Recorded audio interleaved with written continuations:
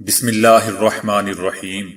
السلام علیکم دوستو، دنیا بھر کی ون لائن خبروں میں آج آپ سنیں گے، لیکن اس سے پہلے اگر ہو سکے تو لائک، سبسکرائب اور بیل آئیکن کا بٹن ضرور دبا لیں۔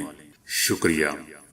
سعودی حکومت نے کہا ہے کہ کورونا ویکسین کے لیے رجسٹریشن کروانے والوں کی تعداد میں غیر معمولی اضافہ ہو رہا ہے۔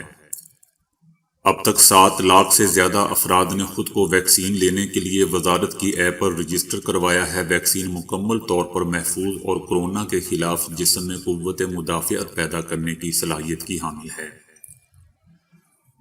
وزارت صحت کی جانب سے کورونا سے بچاؤ ویکسین کے حوالے سے کہا گیا ہے کہ فائزر بائیو ٹیک ویکسین کے کلینیکل ٹرائل کیے گئے ہیں، جن میں کورونا کے خلاف ویکسین کے مؤثر ہونے کے بعد اور تمام رپورٹوں کا باریک بینی سے تجزیہ کیے جانے کے بعد ہی ملک کے لیے سعودی فوڈ اینڈ ڈرگ اتھارٹی کی جانب سے منظوری جاری کی گئی تھی۔ مقبوضہ بیت المقدس سے تعلق رکھنے والی ایک فلسطینی سماجی کارکن حمادہ 48 دن سے اسرائیلی جیل کی کال کوٹری میں تنہائی میں قید ہے۔ 1.5 ماہ قبل حمادہ کو اسرائیل کی ایک جیل میں قید تنہائی میں ڈال دیا گیا تھا۔ اس کے بعد اس کے بارے میں کسی قسم کی معلومات نہیں مل سکی ہیں۔ اس کے بچوں، شوہر، والدین اور دیگر اقارب کی رابطہ کرنے کی کوششوں کے باوجود قابض حکام کی طرف سے کچھ نہیں بتایا گیا ہے۔ یہ اس کی پہلی قید تنہائی نہیں بلکہ وہ پہلے بھی 2 ماہ سے قید تنہائی میں سزا کاٹ چکی ہیں۔ جاپانیوں کی طویل عمر کا راز معلوم ہو گیا۔ ایک جاپانی ماہر ٹوکیو سٹی یونیورسٹی کے پروفیسر نے یہ راز جاننے کے لیے 20 سال تک تحقیق کی۔ پروفیسر کا کہنا تھا کہ جاپانی عموماً گرم پانی سے لمبا غسل کرتے ہیں۔ ٹوکیو سٹی یونیورسٹی کے پروفیسر اور میڈیکل ڈاکٹر ہایا ساکا نے 2 دہائیوں تک لمبے غسل اور چشموں سے نکلنے والے گرم پانی میں دیر تک نہانے کے طبی فوائد کا مطالعہ کیا۔ انہوں نے بتایا کہ جاپان میں لوگوں کی لمبی اور صحت مند زندگی کی ایک ممکنہ وجہ یہ ہے کہ 80% جاپانی دیر تک گرم پانی میں لیٹے رہتے ہیں۔ 20 برس قبل ایک نرس نے ان سے بلڈ پریشر کے مریضوں کو گرم پانی سے غسل دینے سے متعلق استفسار کیا تھا، لیکن اس سلسلے میں کوئی سائنسی تحقیق موجود نہیں تھی۔ چنانچہ انہوں نے اس سلسلے میں باقاعدہ تحقیق کا آغاز کیا۔ ہایا ساکا نے اس سلسلے میں کچھ عرصہ قبل ایک طبی میگزین میں ایک مقالہ بھی شائع کیا تھا۔ ان کا کہنا ہے کہ گرم پانی سے زیادہ دیر تک غسل کے کچھ بنیادی فائدے ہیں۔ پروفیسر ہایا ساکا کے مطابق حفظان صحت اور صفائی والے فائدے شاور کے نیچے کھڑے ہو کر غسل لینے سے حاصل تو کیے جا سکتے ہیں، تاہم زیادہ فائدے صرف گرم پانی میں لیٹنے سے ہی حاصل ہو سکتے ہیں۔ دوستو، یاد رہے کہ جاپان میں گرم پانی کے 27,000 چشمے ہیں۔ گرم پانی میں دیر تک لیٹنا اور لمبا غسل لینا ایک طرح سے جاپان میں قومی روایت بھی ہے۔ صدر ٹرمپ نے $900 ارب کے کورونا امدادی پیکج کے بل پر دستخط کر دیے ہیں۔ اگر صدر ٹرمپ بل پر دستخط نہ کرتے تو حکومت کو جزوی شٹ ڈاؤن کا سامنا کرنا پڑتا اور تقریباً 1 کروڑ بے روزگار امریکی امداد سے محروم رہ جاتے۔ اس سے پہلے صدر ٹرمپ نے بل پر دستخط کرنے سے یہ کہہ کر انکار کر دیا تھا کہ لوگوں کو اس سے زیادہ امداد دینی چاہیے۔ دونوں امریکی سیاسی پارٹیوں نے بل کو مشترکہ طور پر منظور کیا تھا۔ عالمی ادارہ صحت نے کہا ہے کہ دنیا کو کورونا کی طرح دوسری وبائی امراض کے لیے بھی تیار رہنا چاہیے۔ مستقبل میں مزید وبائی امراض دستک دے سکتی ہیں۔ دنیا نے گزشتہ 12 مہینوں میں بہت زیادہ نشیب و فراز دیکھے ہیں۔ گزشتہ موسم بہار میں کورونا کی وبا شروع ہونے سے قبل ایسے متعدد جائزے اور اطلاعات سامنے آئی ہیں جن میں کہا گیا تھا کہ دنیا ایسے بحرانوں کے لیے تیار نہیں ہے۔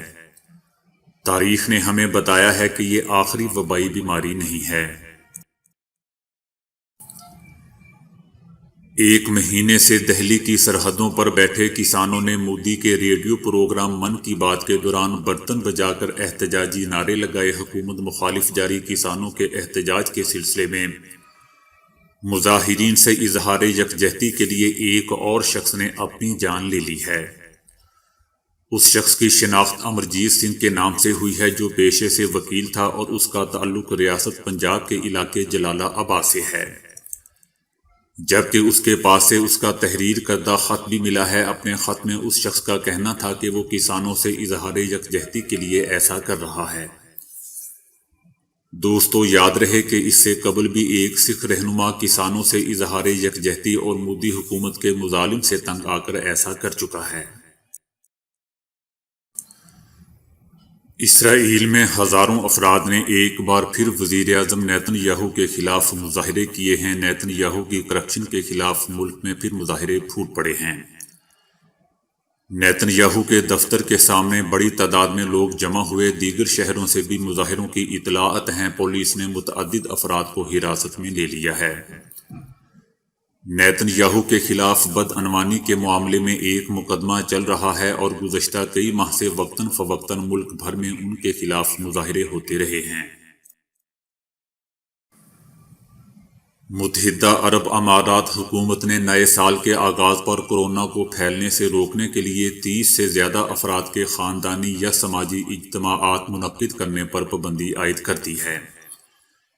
جو کوئی اس پابندی کی خلاف ورزی کا مرتکب ہوگا اور تقریب یا اجتماع منعقد کرے گا، اس کو 50,000 درہم جرمانہ عائد کیا جائے گا اور ایسی کسی تقریب میں شرکت کرنے والے ہر فرد کو 15,000 درہم جرمانہ عائد کیا جائے گا۔ حکومت نے وضاحت کی ہے کہ 30 سے کم افراد کے کسی بھی اکٹھ کی صورت میں ہر فرد کے لیے 4 مربع فٹ کا رقبہ مختص ہونا چاہیے۔ بھارت کے شہر اجمیر کے رہائشی ایک شخص نے اپنی بیوی کی سالگرہ پر چاند کی 3 ایکڑ زمین بطور تحفہ پیش کر دی ہے۔ اس شخص کا کہنا تھا کہ وہ شادی کی 8ویں سالگرہ پر بیوی کے لیے کچھ خاص کرنا چاہتا تھا۔ اس شخص کا کہنا تھا کہ میں خوش ہوں کیونکہ میں راجستھان میں چاند پر زمین خریدنے والا پہلا شوہر ہوں۔ سعودی حکومت نے حج پلیٹ فارم اور حج سمارٹ کارڈ لانچ کر دیا ہے۔ اس کو ہم ڈیجیٹل دنیا میں کیسے مثال بن سکتے ہیں کا عنوان دیا گیا تھا۔ اس پلیٹ فارم کا مقصد حج اور عمرہ آپریشنز اور خدمات کو باہم مربوط کرنا ہے۔ اس میں ہر حاجی کو اپنی ذاتی، طبی اور رہائشی معلومات پر مشتمل سمارٹ شناختی کارڈ جاری کرنا بھی شامل ہے۔ اس کارڈ میں عازمین حج کو ان کی رہائش گاہ تک جانے اور رہنمائی حاصل کرنے میں سہولت ہوگی۔ وہ غیر ضروری سفر سے بچ سکیں گے اور ان کے وقت کی بھی بچت ہوگی۔ عازمین حج کے لیے یہ کارڈ ایک نئی سہولت ہے۔ سمارٹ حج کارڈ کو اس سال حج کے موقع پر استعمال کیا جائے گا۔ تجربے کے طور پر حج کے موقع پر 50,000 سمارٹ کارڈ جاری کیے جائیں گے۔ وفاقی وزیر داخلہ شیخ رشید احمد نے کہا ہے کہ ملک میں سیاسی درجہ حرارت کم ہوتا ہوا دیکھ رہا ہوں۔ حالات وہ نہیں جو دکھائی دے رہے ہیں۔ استعفوں کا معاملہ 31 دسمبر سے 31 جنوری تک چلا گیا ہے۔ پی ڈی ایم کے گیدڑ بھبکیوں سے عمران خان 31 جنوری تو کیا 31 مارچ کو بھی استعفیٰ نہیں دے رہے۔ اپوزیشن میں استعفوں پر اختلاف اور لانگ مارچ پر اتفاق ہے۔ استعفے دینے کی بجائے اپوزیشن لانگ مارچ کرے گی۔ انہوں نے جب آنا ہے تو آئیں۔ اپوزیشن نے قانون کو ہاتھ میں لیا تو قانون اپنا راستہ خود بنائے گا۔ فواد چودھری کا کہنا ہے کہ پی ڈی ایم کا سٹیج پنجاب دشمن پارٹیوں کی آماج گاہ ہے۔ پاکستان کی آدھی آبادی پنجابی ہے۔ پی ڈی ایم کا سٹیج پنجاب دشمن پارٹیوں کی آماج گاہ ہے۔ اربوں روپیہ لوٹنے کے بعد اپنے لوگوں کو دھوکہ دینے کے لیے پنجاب کو یہ لوگ گالی دیتے ہیں۔ فواد چودھری نے کہا کہ 10 سالوں سے بلوچستان کو اوسطاً 400 ارب روپیہ ہر سال ٹرانسفر ہوتا ہے۔ 1 کروڑ کی آبادی ہے، یہ پیسہ کہاں گیا؟ آصف علی زرداری نے کہا ہے کہ میں نے ایک ڈکٹیٹر مشرف کو صدارتی ہاؤس میں سے دودھ سے مکھی کی طرح نکال دیا۔ عمران خان کیا چیز ہیں؟ ان میں ملک چلانے کی اہلیت نہیں ہے۔ ملک چلانے والے ہم ہیں۔ ہم آتے جاتے رہے ہیں۔ آپ کی اس ملک میں کوئی حیثیت نہیں ہے۔ آپ کی پارٹی بھی ختم ہو جائے گی۔ انہوں نے کہا کہ ان سے ملک نہیں چل رہا ہے۔ یہ کرکٹ ٹیم چلانے والے ہیں۔ ملک چلانے والی سوچ ان کے پاس نہیں ہے، میرے پاس ہے۔ یہ اب نہیں چل سکتے، اپنے ہی زور سے گریں گے۔ ان کا کہنا تھا کہ کوئی یہ نہیں کہہ سکتا کہ پی پی دور میں ایک بھی سیاسی قیدی تھا۔ آصف علی زرداری نے مزید کہا کہ یہ میرا دعویٰ ہے کہ ان سے پاکستان نہیں چلے گا۔ ہم آئین کے اندر رہ کر ان سے ہر چیز کا حساب لیں گے۔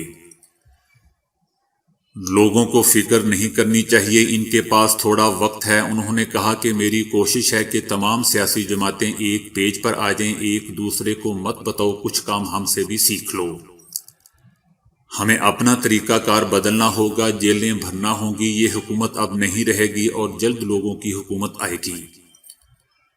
ان کا مزید کہنا تھا کہ نیب نے بلیک مارکیٹ شروع کر رکھی ہے، بزنس مینوں کے پیچھے گھوم رہی ہے۔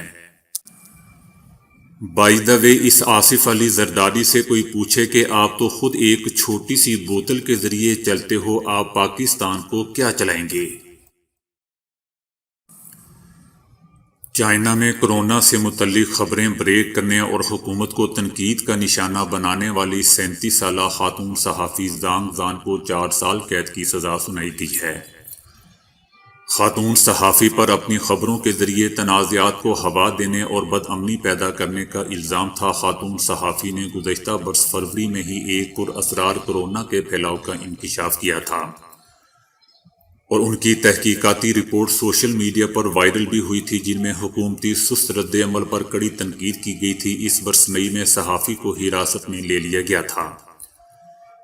دوران حراست خاتون صحافی نے تادم مرگ بھوک ہڑتال بھی کی تھی، تاہم سیکیورٹی اہلکاروں نے عدالت کے حکم پر صحافی کو میڈیکل ٹیوب لگا کر زبردستی کھانا دیا جاتا تھا۔ ووہان میں کورونا کے پھیلاؤ سے متعلق سوشل میڈیا پر سب سے پہلے اطلاع دینے والے ڈاکٹر کو بھی پولیس نے گزشتہ برس حراست میں لے لیا تھا، تاہم بعد میں رہا کر دیا گیا تھا اور بدقسمتی سے وہ بھی کورونا کا شکار ہو کر اپنی جان کی بازی ہار گئے تھے۔ کثرت سے فاسٹ فوڈ کھانے والے نوجوانوں کی نیند بری طرح متاثر ہو سکتی ہے۔ غیر صحت مندانہ غذائی عادات اور ذہنی تناؤ کے باعث نیند میں خلل کے مابین تعلق معلوم کرنے کے لیے عالمی سطح پر ہونے والی یہ پہلی تحقیق ہے۔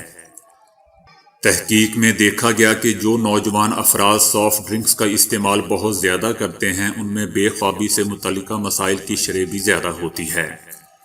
یومیہ 3 سافٹ ڈرنکس پینے والے نوجوانوں میں نیند میں بے سکونی کی 55% زائد شکایات پائی گئیں۔ اسی طرح ایسے نوجوان جو ہفتے میں 4 دن سے زائد فاسٹ فوڈ کھاتے ہیں، ان میں نیند کے دوران بے سکونی اور خلل کی شکایت ہونے کی شرح ہفتے میں 1 دن فاسٹ فوڈ کھانے والوں کے مقابلے میں 55% زائد ہوتی ہے۔ سائنسدانوں کا کہنا ہے کہ نیند میں بے سکونی کے باعث نوجوانی کی عمر میں دماغی صلاحیتیں متاثر ہوتی ہیں، اس لیے غیر صحت مندانہ عادات پر قابو پانے کے لیے ترجیحی بنیادوں پر پالیسی سازی اور منصوبہ بندی کی ضرورت ہے۔ تو دوستو، آج کے لیے اتنا ہی۔ ویڈیو کو لائک اور شیئر کرنے کا بہت بہت شکریہ۔